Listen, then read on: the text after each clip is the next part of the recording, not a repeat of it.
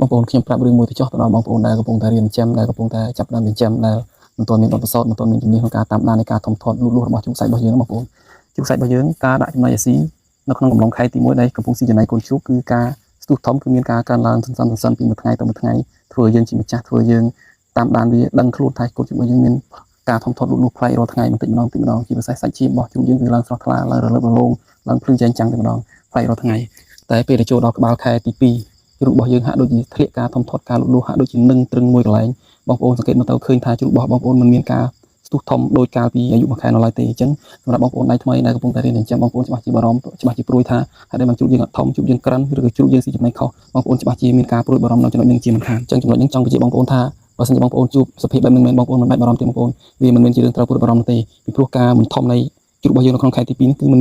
មែនមានតែបងប្អូនទេជ្រូកខ្ញុំក៏អញ្ចឹងដែរអញអស់និយាយមកនិយាយលេងទៅបងប្អូនប៉ុន្តែតាមពិតទៅគឺវាអញ្ចឹងមែននៅក្នុងខែទី2គឺជ្រូកយើងនឹងនៃការធំធាត់វានឹងត្រឹងនៅកន្លែងមួយរយៈសិនមិនមានការធំធាត់ផ្លែកខ្លាំងនោះទេតតែចេញពីខែទី2ចូលខែទី2កន្លះឬចូលខែទី3បានជ្រូកយើងស្ទុះធំម្ដងទៀតជាពិសេសនៅក្នុងដើមខែទី3គឺជ្រូកយើងសម្រុតធំខ្លាំងនៅក្នុងដើមខែទី3នោះតែម្ដងរហូតដល់ខែទី4គឺជ្រូកយើងហាក់ដូចជាធ្លាក់នៃការធំធាត់ម្ដងទៀតនៅក្នុងខែទី4ប៉ុន្តែនៅក្នុងខែទី4គឺជាខែដែលវាដាក់សាច់គឺជាខែដែលវាដាក់គីឡូខ្លាំងមែនទែន